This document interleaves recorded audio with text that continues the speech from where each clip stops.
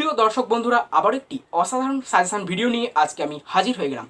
আজকের সাজেশনটির টপিক হচ্ছে ক্লাস 10-এর ইতিহাসের ফার্স্ট ইউনিট টেস্টের অন্তর্গত যে 3টি অধ্যায় রয়েছে, অর্থাৎ প্রথম, দ্বিতীয়, তৃতীয়, এই 3টি অধ্যায়ের প্রতিটি থেকে মোট 3টি করে প্রশ্ন সাজেস্ট করব।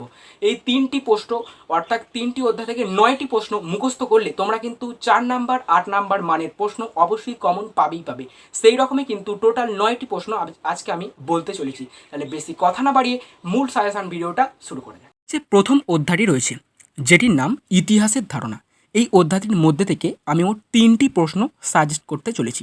আর এই 3টি প্রশ্ন পড়লে তোমরা এই অধ্যায় থেকে 4 নাম্বার 8 নাম্বার উভয় মানের প্রশ্নই কিন্তু কমন পাবেই পাবে। সেই রকমই কিন্তু 3টি প্রশ্ন তোমাদেরকে আজকে আমি সাজেস্ট করতে চলেছি। তো প্রথম যে খুব গুরুত্বপূর্ণ প্রশ্নটি রয়েছে, সেটি হচ্ছে 2টি উদাহরণের সাহায্যে আধুনিক ভারতের ইতিহাসের উপাদান রূপে আত্মজীবনীমূলক রচনার ভূমিকা আলোচনা করো।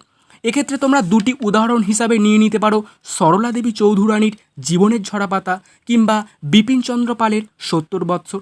সেই দুটির আত্মজীবনীর মধ্যে থেকে যে ঐতিহাসিক তথ্যসমূহ পাওয়া গেছে, ঐতিহাসিক উপাদান পাওয়া গেছে, অর্থাৎ আমরা যদি বিপিনচন্দ্র পালের আত্মজীবনীর কথা বলি, সেখান থেকে আমরা জানতে পারি যে সেই সমাজের শিক্ষা ব্যবস্থাকে জানতে পারি, সমাজ ব্যবস্থাকে জানতে পারি, তারপর উক্ত ব্যক্তি তার জন্ম বংশ পরিচয়কে জানতে পারি, তারপর সরলা দেবী চৌধুরানীর জীবনী তোমার যে আত্মজীবনী রয়েছে আর কি, সেখান থেকে আমরা জানতে পারি তার স্বাদেশিকতা, ঠাকুর বাড়ির অন্দরমহল সম্পর্কে। এগুলো তার একটা ইতিহাসের উপাদান।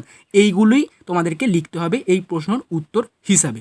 তো প্রথম যে প্রশ্নটা বললাম, ওই প্রশ্নটিকে পরীক্ষক আরেকটিভাবে দিতে পারে। তো কিভাবে দিতে পারে এবার আমি তোমাদেরকে বলবো। তার আগে তোমাদেরকে বলি, প্রশ্নটা আলাদা, উত্তর কিন্তু এক ফোঁটাও আলাদা না, ঠিক আছে? তো যেভাবে দিতে পারে সেটি হচ্ছে আধুনিক ইতিহাস চর্চার উপাদান হিসাবে 70 বৎসর জীবন স্মৃতি জীবনের ঝরাপাতা। এই যে আত্মজীবনী ও স্মৃতিকথাগুলি কেন গুরুত্বপূর্ণ? কেন গুরুত্বপূর্ণ? কারণ আমরা যদি 70 বৎসরে চলে যাই, অর্থাৎ বিপিনচন্দ্র পালের 70 বৎসর, সেখান থেকে আমরা কী কী জানতে পারি? উক্ত ব্যক্তির জন্ম বংশ পরিচয় জানতে পারি, সেই সমাজের শিক্ষা ব্যবস্থা জানতে পারি, সমাজ ব্যবস্থা সম্পর্কে জানতে পারি, তৎকালীন রাজনৈতিক অবস্থা সম্পর্কে জানতে পারি। তারপর আমরা যদি জীবনের ঝরাপাতায় প্রবেশ করি, সেখানে আমরা জানতে পারি কী কী? ঠাকুর বাড়ির অন্দরমহল সম্পর্কে জানতে পারি, তারপর উক্ত ব্যক্তির স্বাদেশিকতা সম্পর্কে জানতে পারি, তারপর আমরা ব্যক্তিগত জীবন সম্পর্কে জানতে পারি উক্ত ব্যক্তির, পাশাপাশি আরও সমস্ত সমাজের বিভিন্ন তথ্য সম্পর্কে জানতে পারি। তারপর আমরা যদি জীবন স্মৃতিতে প্রবেশ করি, সেক্ষেত্রে আমরা ঠাকুর বাড়ির অন্দরমহল সম্পর্কে জানতে পারি, তারপর বাঙালির স্বাদেশিকতা সম্পর্কে জানতে পারি, ইত্যাদি ব্যাপার তো জানতে পারি। এইগুলোই তো গুরুত্বপূর্ণ, এইগুলোই তো ঐতিহাসিক গুরুত্ব, এইগুলোই তো গুরুত্ব রয়েছে, এইগুলোই তোমাদেরকে কিন্তু লিখতে হবে। আরেকটি যেভাবে দিতে পারে সেটা হচ্ছে টিকা লেখো 70 বৎসর জীবন স্মৃতি বা জীবনের ঝরাপাতা। এক্ষেত্রে এই উত্তর একই, অর্থাৎ তোমরা জীবন স্মৃতি বলে যে পয়েন্টটা করে লিখবে আর কি, জীবন স্মৃতির যে সমস্ত লিখবে তোমরা, ওইগুলি ওই জীবন স্মৃতির টিকাতে লিখতে পারবে। বা তোমরা ধরো 70 বৎসর লিখলে যে সম্পর্কে, অর্থাৎ ইতিহাসের গুরুত্ব সম্পর্কে, তো সেক্ষেত্রে ওই যে 70 বৎসরে যেগুলো লিখলে ওইগুলোই কিন্তু তোমাকে এই টিকা লেখাতে ওই একই উত্তর লিখতে হবে। প্রশ্ন আলাদা, উত্তর এক ফোঁটাও আলাদা না। একটি যেভাবে দিতে পারে সেটা হচ্ছে ইতিহাসের উপাদান হিসাবে আত্মজীবনী ও স্মৃতিকথা কেন গুরুত্বপূর্ণ। এর আগেও আমি বললাম কেন গুরুত্বপূর্ণ, তো ওইগুলোই তোমরা পয়েন্ট আকারে লিখবে যত্ন সহকারে। আর যদি তোমরা উত্তর না লিখতে পারো তাহলে অতি অবশ্যই একটি কমেন্ট করে দেবে। আমি মোটামুটি কমেন্ট করার ঠিক 3 দিন বা 4 দিনের মধ্যে কিন্তু PDF করে এই ভিডিওর ডেসক্রিপশান বক্সে দিয়ে দেবো, ঠিক আছে? এবার আমরা দ্বিতীয় প্রশ্ন সম্পর্কে জানব। দ্বিতীয় যে খুব গুরুত্বপূর্ণ একটি প্রশ্ন রয়েছে, সেটা হচ্ছে সমকালীন বাংলা ইতিহাস জানতে বঙ্গদর্শন কিভাবে সাহায্য করে। এক্ষেত্রে তোমাদেরকে বলে রাখি, এই প্রশ্নটির উত্তর লেখার সময় তোমরা ভূমিকা আকারে লিখবে বঙ্গদর্শন পত্রিকার সম্পাদককে, এই পত্রিকাটা কবে উৎপত্তি লাভ করলো, পাশাপাশি পরবর্তী পয়েন্টে লিখবে গুরুত্ব, অর্থাৎ আমরা ইতিহাসের কী কী তথ্য এই বঙ্গদর্শন পত্রিকা থেকে পেয়েছি এগুলো লিখবে, এবং লাস্টে একটি উপসংহার পয়েন্ট করবে, তাহলেই কিন্তু উত্তর হয়ে যাবে, ঠিক আছে? তো এই প্রশ্নটিকে পরীক্ষক আরেকটি যেভাবে দিতে পারে, অর্থাৎ প্রশ্নটি আলাদা, উত্তরটি কিন্তু পুরোপুরি এক। সেটি হচ্ছে আধুনিক ভারতের ইতিহাসের উপাদান হিসাবে বঙ্গদর্শন পত্রিকার গুরুত্ব লেখো। আরেকটি যেভাবে দিতে পারে, ইতিহাসের উপাদান রূপে বঙ্গদর্শন পত্রিকার মূল্যায়ন করো। আরেকটি যেভাবে দিতে পারে, টিকা লেখো বঙ্গদর্শন পত্রিকা এবং সোমপ্রকাশ পত্রিকা। এক্ষেত্রে আমি সোমপ্রকাশ পত্রিকাটা আরেকটি অ্যাড করলাম। এক্ষেত্রে তোমাদেরকে বলে রাখি, সোমপ্রকাশ পত্রিকার যে টিকাটি রয়েছে এটা জাস্ট একবার দেখে রাখো, একবার পড়ে নাও, দুবার পড়ে নিলেই তোমরা কিন্তু বুঝতে পেরে যাবে যে কী ব্যাপারটা। বঙ্গদর্শন খুব ইম্পর্টেন্ট, সোমপ্রকাশটা অতটা ইম্পর্টেন্ট না, জাস্ট আমি তোমাদেরকে পড়ে রাখতে বললাম, ঠিক আছে? তো আরেকটি যেভাবে দিতে পারে সেটি হচ্ছে আধুনিক ভারতের ইতিহাসের উপাদান হিসাবে সংবাদপত্র ও সাময়িক পত্রের গুরুত্ব কী। অর্থাৎ সংবাদপত্র থেকে এবং সাময়িক পত্র থেকে আমরা কী কী পাই, অর্থাৎ ওই ঐতিহাসিক গুরুত্ব কী কী তথ্য আমরা পাচ্ছি ওই জাতীয়ই তোমাদেরকে কিন্তু লিখতে হবে।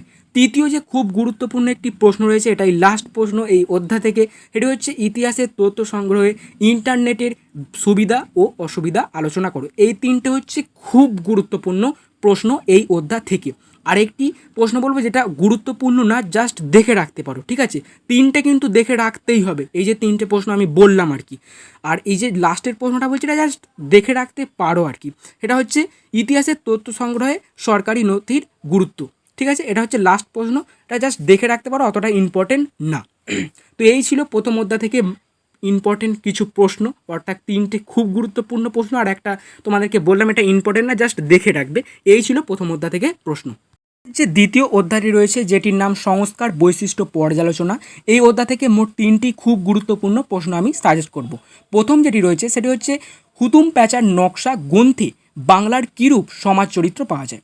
দ্বিতীয় যেটা খুব গুরুত্বপূর্ণ প্রশ্ন রয়েছে সেটি হচ্ছে বাংলায় নারী মুক্তি আন্দোলনে বামাবোধিনী পত্রিকার গুরুত্ব। তৃতীয় যেটা রয়েছে সেটা হচ্ছে নারী শিক্ষার প্রসারে ঈশ্বরচন্দ্র বিদ্যাসাগরের অবদান। আর এক্ষেত্রে তোমাদেরকে বলে রাখি আর তিনটি প্রশ্ন আমি দিচ্ছি, এগুলো গুরুত্বপূর্ণ না, জাস্ট দেখে রাখবে, দুবার পড়ে নেবে, তাহলেই মুখস্থ হয়ে যাবে, দুবার মন দিয়ে পড়ে নিলে। তিনটি প্রশ্ন, প্রথমে তিনটি কিন্তু খুব যত্ন সহকারে করবে, পরবর্তী তিনটি জাস্ট দেখে রাখবে, পড়ে রাখবে দুবার করে। তো প্রথম যেটি রয়েছে সেটি হচ্ছে পাশ্চাত্য শিক্ষা বিস্তারে রাজা রামমোহন রায়ের ভূমিকা। দ্বিতীয় যেটা রয়েছে সেটা হচ্ছে নব্যবঙ্গ গোষ্ঠী টিকা লেখো। আর তৃতীয় যেটা রয়েছে সেটা হচ্ছে চার্লস উডের নির্দেশনামা টিকা লেখো, ঠিক আছে? এই তিনটেই প্রশ্ন, এটা হচ্ছে খুব গুরুত্বপূর্ণ নয়, এই তিনটে, প্রথমের তিনটে কিন্তু খুব গুরুত্বপূর্ণ। এবার আমরা সরাসরি তৃতীয় অধ্যায় প্রবেশ করব। তৃতীয় অধ্যায় যে প্রশ্ন রয়েছে, তৃতীয় অধ্যায়ে তিনটি প্রশ্ন বলবো। তো প্রথম যেটি রয়েছে সন্ন্যাসী ফকির বিদ্রোহ, সাঁওতাল বিদ্রোহ, ওহাবি আন্দোলন। এই যে দুইটি বিদ্রোহ এবং একটি আন্দোলন বললাম, টিকা আকারে ভালোভাবে গোটাটা মুখস্থ করে নেবে বা পড়ে নেবে বা বুঝে নেবে, কারণ এই টিকা পড়ে নিলে তোমাদের কিন্তু কারণ, এই বিদ্রোহের কারণ বা এই আন্দোলনের কারণ বা এই আন্দোলন বা বিদ্রোহের ফলাফল কি, দুটোই হয়ে যাবে, ঠিক আছে? টিকাটা পড়ে নাও, তাহলে কারণ ফলাফল উভয়ই কিন্তু হয়ে যাবে, তিনটির আলাদা আলাদা করে। দ্বিতীয় যে খুব গুরুত্বপূর্ণ প্রশ্নটি রয়েছে সেটা হচ্ছে নীল বিদ্রোহের প্রতি শিক্ষিত মধ্যবিত্ত সমাজের মনোভাব কেমন ছিল। তৃতীয় যে খুব গুরুত্বপূর্ণ প্রশ্নটি রয়েছে এই অধ্যায় থেকে সেটি হচ্ছে উপনিবেশিক অরণ্য আইন কিভাবে আদিবাসীদের অধিকার হরণ করেছিল। এই ছিল তিনটি প্রশ্ন, আর প্রশ্ন নেই। তো তোমাদের তিনটি অধ্যায় এই বছরের ফার্স্ট ইউনিটে রয়েছে, আমি তিনটি অধ্যায়ের মধ্যে থেকে প্রশ্ন সাজেস্ট করে দিলাম।